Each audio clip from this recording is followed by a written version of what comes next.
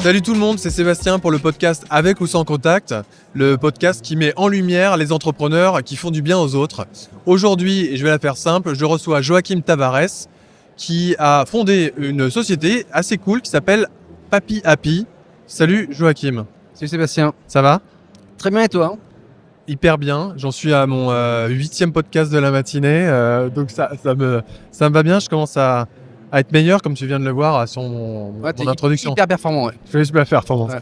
Joachim, tu as quel âge, tu viens d'où ? Moi, ce qui m'intéresse en fait dans cette émission, c'est de mettre en lumière des profils d'entrepreneurs et de savoir d'où ils sont partis et pourquoi ils sont allés là dans la silver economy, ce qu'on appelle la silver economy, tout ça.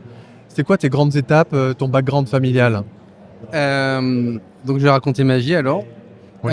Je suis né le 4 février 1978 à Sens, dans le Lyon, d'un papa et d'une maman portugaise. Immigrés dans les années 78. J'ai fait mes études et j'ai bossé dans la finance d'entreprise, j'ai bossé chez SFR, j'ai bossé chez Colas et j'ai découvert le monde du médico-social par hasard parce que je me suis fait chasser et j'ai bossé chez Corian en tant que directeur d'EHPAD et ensuite directeur de clinique. Et c'est là où j'ai découvert ce milieu-là. Moi qui voulais faire un boulot plus humain que lorsque j'étais dans les travaux publics, je pensais qu'effectivement être directeur d'un EHPAD ou d'une clinique, tu avais vraiment ce sentiment d'être utile. Mais j'ai trouvé que l'utilité n'était peut-être pas forcément là où je la situais. C'est-à-dire ? C'est-à-dire que ta priorité n'est pas finalement le fait de se préoccuper des gens, mais tu as des préoccupations financières qui entrent là-dedans. On l'a vu avec l'affaire hors pair, ce qui est logique, parce qu'une boîte, il faut pour que ça marche. Mais voilà, ça ne me correspondait pas. La crise de la quarantaine est arrivée et j'ai voulu faire autre chose. J'ai voulu mes propres ailes. Et en réfléchissant, et la clinique m'a vachement apporté, parce que je me suis rendu compte qu'en clinique, les gens, quand ils cherchaient, ils galéraient énormément. Les gens, quand ils cherchaient quoi ? Une solution de logement. Quand ils pouvaient plus rester chez eux et qu'ils devaient partir soit dans un laps de temps temporaire ou définitivement dans un nouveau logement, c'était hyper compliqué. Merci. et voilà, et donc comme tout le monde, je vais sur Booking, je vais sur TripAdvisor, sur Guide Michelin, sur le Petit Futé. Et un jour, je me suis dit, en fait, on pourrait transposer cela au secteur du logement senior. L'idée m'est venue comme ça. Elle m'est venue en septembre 2015. 10 ans, pratiquement. Et ça ne nous rajeunit pas tout ça. Hein. Et voilà. Ouais. Donc, tu as créé le Airbnb du logement senior, non ? Si je peux me permettre, Sébastien. Mais permets-toi, de toute façon. C'est plus Petit Futé, Guide Michelin, parce qu'on n'est pas une plateforme de réservation. On est une plateforme de comparaison où les gens peuvent donner leur point de vue sur un logement, où toi, tu peux comparer et chercher un logement, mais on ne peut pas réserver pour la simple et bonne raison, c'est que c'est hyper compliqué. Il y a le facteur médical et dépendant qui entre en considération. Donc là, il y a des critères de qualité. De qualité d'hébergement, d'accueil, de service. On ne juge en aucun cas le soin ni la prise en charge médicale. C'est trop compliqué. Et souvent, ce n'est pas l'établissement qui gère cela. Et on va, dans les prochaines semaines, prochains mois, l'ouvrir au service à la personne, à toute solution qui permette aux gens de rester chez eux dans les meilleures conditions possibles. Tu vas voir les EHPAD directement, tu te mets derrière la porte automatique de l'EHPAD, il y a quelqu'un qui sort, tu lui dis est-ce qu'il est bien votre EHPAD ? Tu notes et tu références les fiches. Ça s'est passé comment ? Les premiers temps, tu as dû faire un peu à la mano, non ? Alors nous, on a une particularité, c'est qu'on fait du client mystère. Ah oui. Et on était sur TF1, donc c'est pour ça que j'étais comme assez fier de venir chez toi après TF1. Et on a fait le grand reportage de TF1 sur nos clients mystères. Donc on a une vraie culture, il y a une vraie compétence là-dessus. Et donc moi au début, ce que j'ai fait, c'est que quand j'ai créé Papy Happy en 2016, j'ai pris ma voiture et 2 jours par semaine, j'allais me balader. Je me faisais passer pour le fils d'un résident et j'allais visiter, comparer et mettre un avis sur les maisons de retraite. Aujourd'hui, on le fait avec des gens parce que j'ai vieilli, je moins bien me déplacer, j'ai pris du poids, c'est compliqué, tu vois.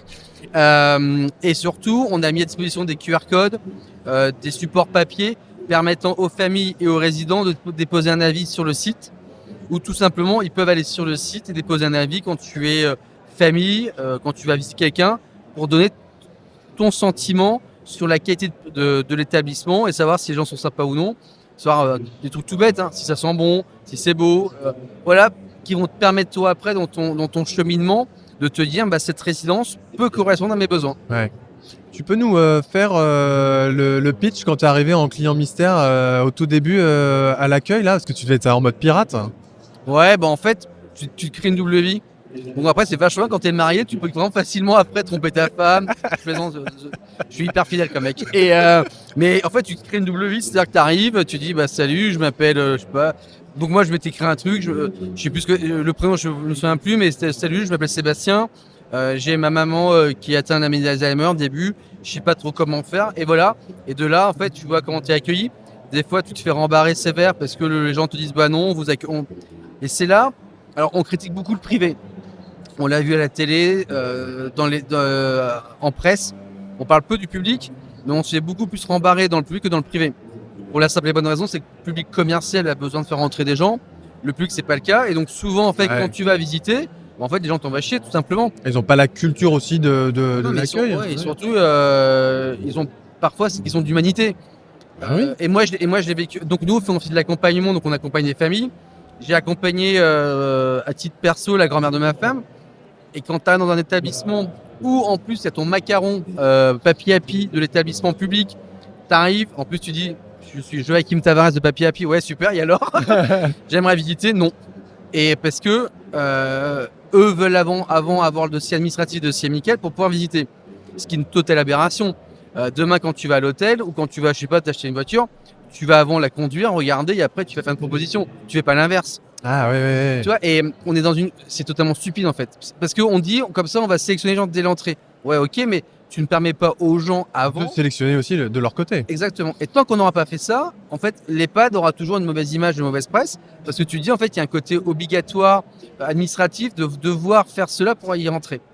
Donc là, moi, je suis un particulier. Moi, j'ai eu le cas avec ma grand-mère il y a très longtemps. J'étais un peu démuni parce que mon père était plus là, il n'y avait plus personne. J'étais l'intermédiaire le plus proche. Je savais pas du tout quoi faire.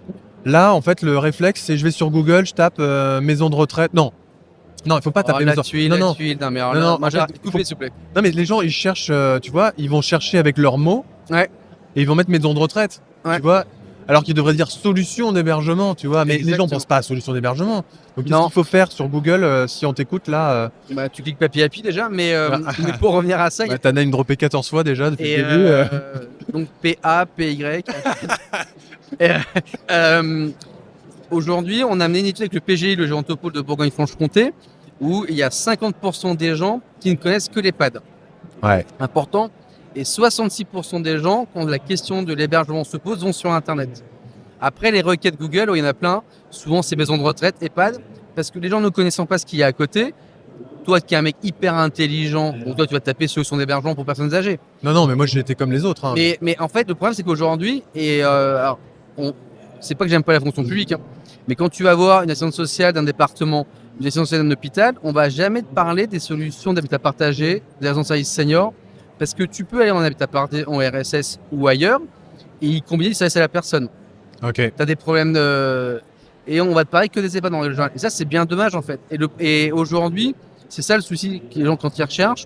Nous, on s'est positionné depuis le début sur le fait de demander quand les gens cherchent sur avis, EHPAD et la ville en termes de référencement SEO. Parce que plus le temps avance et plus les gens ont besoin de comparer et d'avoir le retour d'expérience des personnes. Mais c'est un vrai sujet aujourd'hui de savoir comment faire. Imaginons portage de repas, mais tout en fait aujourd'hui, les gens n'ont aucune notion de ce qui peut exister. Ah mais totalement. C'est pour ça que le référencement, quand on vous trouve, on aimerait bien avoir une solution clé en main. Ouais, mais les gens, mais le problème c'est que les gens veulent pas payer aujourd'hui. Ah mais ça oui, bien sûr. Donc c'est compliqué d'avoir une solution clé en main si tu veux pas payer. Ça c'est hyper difficile.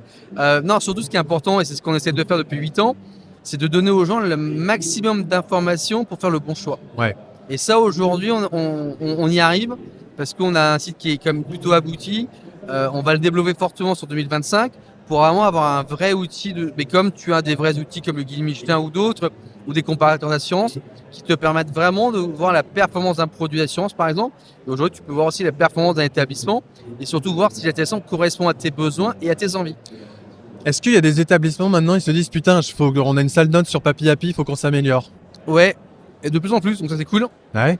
C'est un peu le guide Michelin, quoi. T'as peur de te faire auditer. Ouais, mais c'est carrément ça. Au début, on s'est un peu foutu de ma gueule, pour être honnête, quand j'ai créé Papy Happy.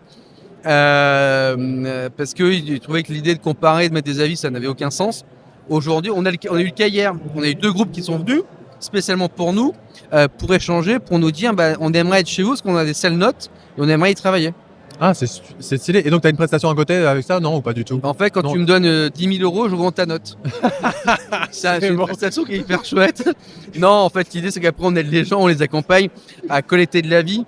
À créer une culture de l'amélioration. L'algorithme de classement des établissements ainsi que la modération des avis mince.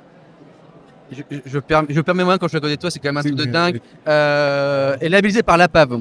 Ah, ok. Donc je rigole, mais on est quand même assez sérieux dans Non, mais il faut. Vous avez créé une culture aussi, toi, de la qualité de ce que tu proposes. Depuis 8 ans, on a toujours voulu être indépendant, on a toujours voulu faire ce que l'on disait et de pas de raconter. En fait, il m'arrête souvent de raconter des bêtises, mais le fond du sujet est hyper important et on veut le faire de façon très professionnelle et experte. Et on a eu des groupes qui sont venus nous voir en nous disant on veut être client chez vous, mais par contre nos notes, il faut les changer. Donc on a refusé. Et au fur et à mesure, mais on est dans un secteur d'activité qui est fait pour des personnes âgées, mais qui a une mentalité de personnes âgées en fait. C'est que les gens, en fait, c'est dur de faire changer les mentalités du secteur du logement senior. C'est en train d'évoluer fortement, mais il y a encore quelques années, c'était très très difficile. Donc notre vocation aujourd'hui est d'ouvrir ce secteur et de permettre aux gens, que ce soit les professionnels, de mieux communiquer, de montrer ce qu'ils font, parce qu'ils font un job de fou en fait. Au quotidien, ils s'occupent de personnes âgées et les aider aussi pour trouver la bonne solution. Ouais. C'est quoi les grands chiffres de Papy Happy là, depuis à date fin 2024, début 2025? J'ai rien préparé, donc je vais monter des trucs. 1 milliard. Donc en chiffre d'affaires, on a fait 550 millions l'année dernière. Non, c'est vrai. Comme Guillaume Richard. Donc... je vous recommande d'ailleurs d'aller voir l'épisode de Guillaume Richard. Hein. Ouais, en plus, quelqu'un de très très bien. Guillaume, donc allez-y. Oui. Le mois, c'est pas terrible, mais allez voir Guillaume. Mais lui, il était vraiment à 500 millions de chiffre d'affaires. Bien meilleur que moi. Le site, c'est 16 000 solutions de logement référencées sur le site. Ce sont bientôt plus de 10 000 avis déposés par des utilisateurs. C'est grosso modo 65 à 70 000 personnes qui font des recherches par mois sur le site. On a vocation de doubler ce chiffre l'année prochaine. On accompagne un peu plus de 2000 établissements en France sur la question de la e-réputation. Ouais. Et c'est des gros projets l'année prochaine, dont un dont je suis super fier. C'est l'édition d'un guide papier comme le guide Michelin, qui sera le guide Papy Happy, et qui sortira en librairie. L'aboutissement d'une vie. Je peux mourir tranquille. Joachim, je te propose des situations et tu me réponds avec ou sans contact. Ou si tu es comme JCVD, tu mets full contact. Parce que là, tu es à fond de contact. Ok. Au PMU, tu es avec ou sans contact? Au bar PMU du coin. Sans contact. Pas un petit blanc à 10h le matin? Non, c'est plus vers 11h en Bourgogne, mais pas avant 11h. Le sport, avec ou sans contact? Avec. Quoi? Je sais pas, le foot, la salle, la piscine, le tennis. Avec tes collègues, tu sors un peu après le boulot? Tu es avec contact avec tes employés, ton équipe? Ou tu mets de la distance? Si je dis avec contact, je peux peut-être signer en tôle. Donc je vais dire sans contact. Et non, je suis un patron hyper cool, donc je sors avec mes salariés. Mais vu leur âge et vu ma situation matrimoniale, ça sera sans contact. Ça veut dire quoi être un bon patron, puisque tu viens d'en parler? Toi, c'est un mythe de ta question avant. Moi, je fais beaucoup de sport et je trouve que d'être patron, c'est d'être capable d'emmener ton équipe au haut du classement. Et surtout, c'est pas de te considérer meilleur que les autres.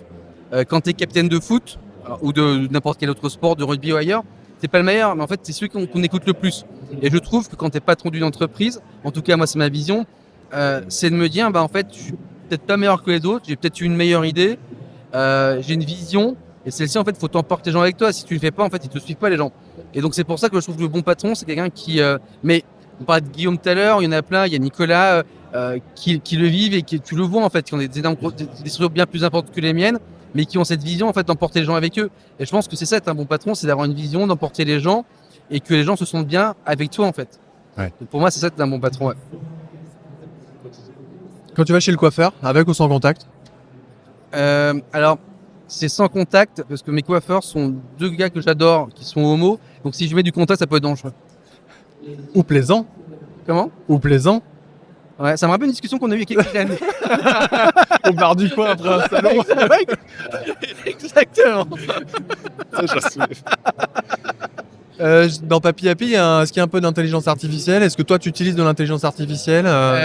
On est en train de le faire, ouais. Sur la création et la génération de contenu.